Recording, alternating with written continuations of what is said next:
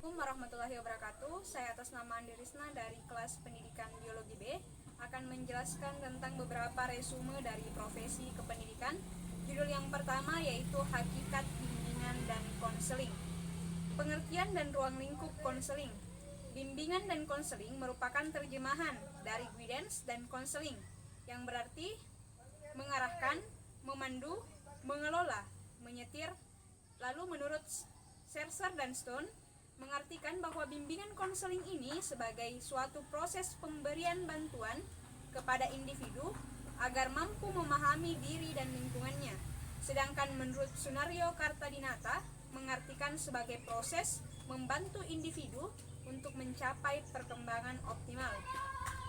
Hubungan bimbingan dengan pendidikan.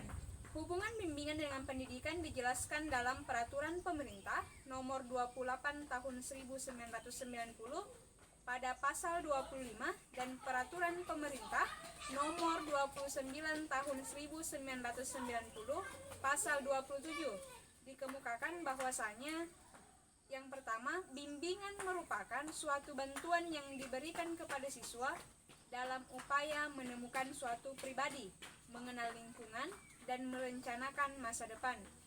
Yang kedua, bimbingan diberikan oleh guru pembimbing. Kemudian peran guru dalam bimbingan dan konseling. Peran kepembimbingan guru dalam proses pembelajaran berupa bimbingan belajar, pribadi, sosial, dan karir. Dapat dijelaskan pada poin-poin yaitu bimbingan belajar merupakan upaya untuk membantu peserta didik dalam mempelajari suatu konsep dan keterampilan yang terkait dengan program kurikuler sekolah. Sedangkan bimbingan pribadi yaitu lebih berfokus kepada upaya untuk membantu peserta didik mengembangkan aspek-aspek kepribadian yang menyangkut pemahaman diri dan lingkungannya. Kemudian bimbingan sosial. Bimbingan sosial ini di mana peran guru dianggap sangat penting untuk mengembangkan atmosfer kelas yang kondusif bagi perkembangan sosial ilmiah yang dapat menumbuhkan yang pertama, rasa turut memiliki kelompok yang ditandai dengan identifikasi, loyalitas, dan berorientasi. Kemudian yang kedua, partisipasi kelompok yang ditandai dengan kerjasama, membantu, dan mengikuti aturan main. Yang ketiga, penerimaan terhadap keragaman individual dan kelompok dan menghargai keistimewaan orang lain. Bimbingan karir, mengelola stres dalam pekerjaan. Pengertian pengelolaan atau manajemen stres, yaitu pengelolaan stres disebut juga dengan istilah coping, di mana menurut R.S. Lazarus dan Folkman, coping adalah proses mengelola tuntutan baik internal maupun eksternal yang ditaksir sebagai beban karena di luar kemampuan diri suatu individu. Sementara Wheaton dan Lyot mengemukakan bahwa coping merupakan upaya-upaya untuk mengatasi, mengurangi, atau mengelola stres dalam pekerjaan. Pengertian pengelolaan atau manajemen stres, yaitu pengelolaan stres disebut juga dengan istilah coping, di mana menurut R.S. Lazarus dan Folkman, coping adalah proses mengelola tuntutan baik internal maupun eksternal yang ditaksir sebagai beban karena di luar kemampuan diri suatu individu. Sementara Wheaton dan Lyot mengemukakan bahwa coping merupakan upaya-upaya untuk mengatasi, mengurangi, atau menoleransi ancaman dan beban perasaan yang tercipta karena stres. Kiat-kiat mengelola stres. Coping yang konstruktif dapat dilakukan melalui beberapa pendekatan maupun metode. Di antaranya yaitu rational emotive therapy, di mana pada rational emotive therapy ini mengubah pola pikir yang irasional sehingga mengurangi gangguan emosi atau perilaku maladaptif. Terapi ini dikemukakan oleh Albert Ellis. Kemudian meditasi. Meditasi merupakan latihan mental untuk memfokuskan kesadaran atau perhatian dengan cara yang non-analitis. Yang ketiga yaitu relaksasi. Kemudian yang keempat adalah mengamalkan ajaran agama sebagai wujud keimanan kepada Tuhan. Kemudian kode etik keguruan dan penerapannya dalam berbagai bidang kehidupan guru. Saya akan menjelaskan tentang pengertian dan fungsi kode etik. Secara etimologis, kode etik berarti pola aturan, tata cara, tanda, pedoman etis dalam melakukan suatu kegiatan maupun suatu pekerjaan. Dengan kata lain, kode etik ini merupakan pola aturan atau tata cara etis sebagai pedoman berperilaku. Etis berarti sesuai dengan nilai-nilai dan norma yang dianut oleh kelompok, orang, atau suatu masyarakat. Secara umum bahwa fungsi kode etik guru berfungsi sebagai agar guru memiliki pedoman dan arah yang jelas dalam melaksanakan tugasnya sehingga terhindar dari penyimpangan profesi. Fungsi kode etik yang kedua yaitu agar guru bertanggung jawab atas profesi, terhindar dari perpecahan dan pertentangan internal. Yang keempat, agar guru mampu meningkatkan kualitas dan kuantitas pelayanan sehingga jasa profesi guru diakui dan digunakan oleh masyarakat. Yang kelima, agar profesi ini membantu dalam memecahkan masalah dan menggambarkan diri. Kemudian yang terakhir, agar profesi guru terhindar dari campur tangan profesi lain dan pemerintah. Kode etik keguruan dalam pelaksanaan tugas berbagai bidang kehidupan. Deskripsi kode etik keguruan yang pertama yaitu guru berbakti membimbing peserta didik untuk membentuk manusia Indonesia yang berjiwa Pancasila. Yang kedua, guru memiliki dan melaksanakan kejujuran profesional. Yang ketiga, guru berusaha memperoleh informasi tentang peserta didik sebagai bahan melakukan bimbingan dan pembimbingan. Yang keempat, guru menciptakan suasana sekolah sebaik-baiknya yang menunjang berhasilnya proses belajar mengajar.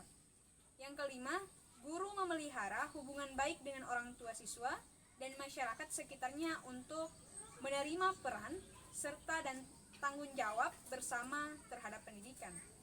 Yang keenam, guru secara pribadi dan bersama-sama mengembangkan dan meningkatkan mutu dan martabat profesinya. Yang ketujuh, guru memelihara hubungan seprofesinya, semangat kekeluargaan, dan kesetiakawanan sosial. Yang kedelapan, guru bersama-sama memelihara dan meningkatkan mutu organisasi PGRI sebagai sarana perjuangan dan pengabdiannya. Yang terakhir, guru melaksanakan segala kebijaksanaan pemerintah dalam bidang tugas dan berbagai bentuknya. Refleksi profesional kependidikan pada hakikatnya mengacu kepada kemampuan dan kesanggupan guru merenungkan, memahami dan menyadari pengalaman diri selama menggeluti profesi kependidikan. Agar ada kesesuaian tujuan pendidikan jangka panjang atau TPJP, tujuan utuh pendidik atau TUP dengan tugas yang dirancang TYD, diperlukan tindakan-tindakan yang sistematik. Tindakan tersebut meliputi yang pertama tingkat struktural, di mana organisasi penyelenggara sistem pendidikan nasional di tingkat pusat dan daerah. Kemudian yang kedua tingkat institusional, yaitu satuan pelaksanaan penyelenggaraan sistem pendidikan baik jalur jenjang jenis perorangan, persekolahan maupun luar sekolah. Yang ketiga, tingkat operasional, yaitu satuan pelaksanaan kegiatan proses pembelajaran dan pendidikan pada jalur jenjang jenis persekolahan dan pendidikan luar sekolah. Pada tingkat struktural, secara makro nasional dan regional, tindakan yang dilakukan yaitu digariskan dan ditetapkan kriteria standar minimal bobot muatan kurikulum. Yang kedua, digariskan dan ditetapkan kriteria standar minimal penilaian keberhasilan sistem pendidikan secara menyeluruh. Yang ketiga, digariskan dan ditetapkan kriteria tingkat struktural secara makro nasional dan regional. Tindakan yang dilakukan yaitu yang pertama, digariskan dan ditetapkan kriteria standar minimal bobot muatan suatu kurikulum. Yang kedua, digariskan dan ditetapkan kriteria standar minimal penilaian keberhasilan sistem pendidikan secara menyeluruh. Yang ketiga, digariskan dan ditetapkan kriteria standar minimal penilaian kelayakan kualitatif maupun kuantitatif bahan sumber pembelajaran. Yang keempat, digariskan dan ditetapkan kriteria standar minimal penilaian kecocokan dan kepantasan kualifikasi guru secara profesional sesuai dengan tuntutan sebagai refleksi jaminan mutu. Yang kelima, digariskan dan ditetapkan kriteria standar minimal penilaian kelayakan prasarana atau sarana pendukung. Pada tingkat institusional, tindakan yang dilakukan yaitu yang pertama, dikembangkan dan ditetapkan GBPP, perangkat kurikulum lengkap setiap satuan pendidikan. Yang kedua, dikembangkan dan ditetapkan kriteria, acuan standar penilaian, berikut perangkat instrumennya, yang juga memadai sesuai dengan standar kelayakan atau validitas dan reliabilitas. Yang ketiga, dipilih atau dikembangkan serta ditetapkan perangkat sumber bahan ajar serta disediakan secara memadai sesuai dengan tuntutan TUP.